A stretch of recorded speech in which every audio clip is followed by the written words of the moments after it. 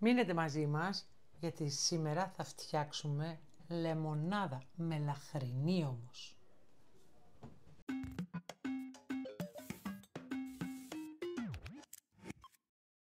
Αγαπημένοι φίλοι και φίλες, καλώς ήρθατε στο κανάλι μου, είμαι η Μαργκοτζό.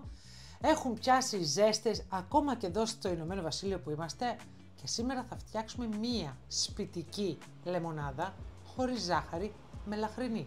Ναι, καλά ακούσατε. Πριν ξεκινήσω να σας πω τελικά, όσοι δεν έχετε κάνει ακόμα εγγραφή στο κανάλι μας, μπορείτε να πατήσετε εδώ πέρα κάτω το κουμπάκι το κόκκινο και την καμπανούλα την πάνω για να μην χάνετε κανένα βιντεάκι που ανεβάζουμε για σας κάθε Σάββατο ανελιπώς. Λοιπόν, δεν θα χρησιμοποιήσουμε ζάχαρη άσπρη και θα χρησιμοποιήσουμε ζάχαρη καρύδας. Θα την πάρει τώρα κοντά ο Γιώργος. Ζάχαρη καρύδας έχει αυτή την υφή, είναι ακατέργαστη, είναι πολύ πιο υγιεινή. Έχω αντικαταστήσει τα περισσότερα γλυκά μου τη ζάχαρη με αυτή τη ζάχαρη καρύδας. Δεν έχει γεύση καρύδας, έχει όμως μια ιδιαίτερη γεύση που το κάνει έτσι να έχει το κατητής του. Λοιπόν, θα χρειαστούμε 500 γραμμάρια νερό που έχω βάλει ήδη στο κατσαρολάκι μου.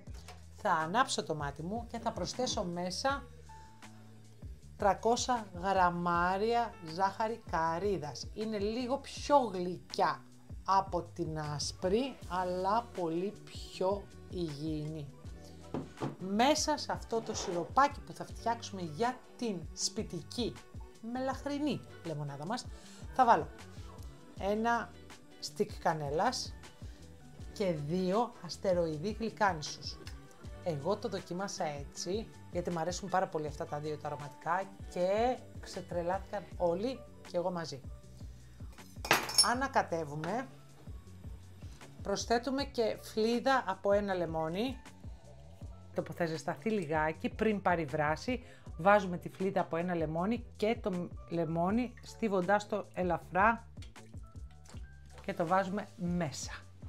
Μόλις έχει πάρει βράση, από αυτό το σημείο χαμηλώνουμε λίγο τη φωτιά και περιμένουμε 5 λεπτά μέχρι να γίνει το σιροπάκι μας.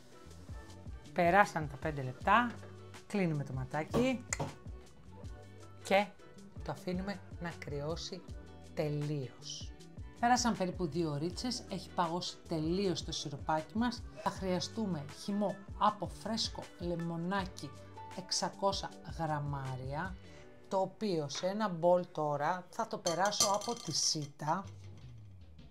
Κοιτάξτε τώρα εδώ.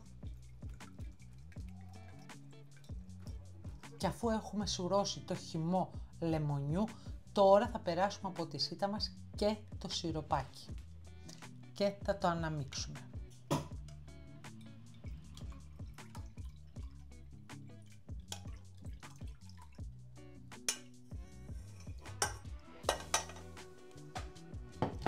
Αυτό τώρα θα το αραιώσουμε με ανθρακούχο νερό ή σόδα, ό,τι αγαπάει ο καθένας.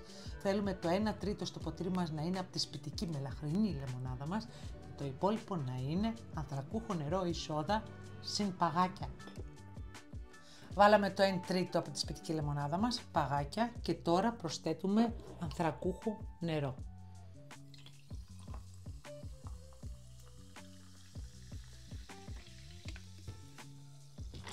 Ανακατεύουμε καλά. Προσθέτουμε μία φέτα λεμόνι. Ανακατεύουμε, και αυτή, φίλοι μου, είναι η μελαχρινή, η σπιτική λεμονάδα από τη Μαργκοτζό, αφιερωμένη σε εσάς, χωρίς ζάχαρη, με ζάχαρη καρύδας, πεντανόστιμη αρωματική, με κανέλα και γλυκάνισο. Τη λεμονάδα μας την αποθηκεύουμε σε μια κανάτα και την κρατάμε στο ψυγείο για 2 εβδομάδες άνετα. Αφήστε τα μηνύματά σας κάτω από το βιντεάκι, πείτε μου αν έχετε ακούσει ποτέ μελαχρινή σπιτική λεμονάδα. Πείτε μου αν σας άρεσε, κοινοποιήστε το βίντεο, να πατήσετε like αν σας άρεσε το βιντεάκι.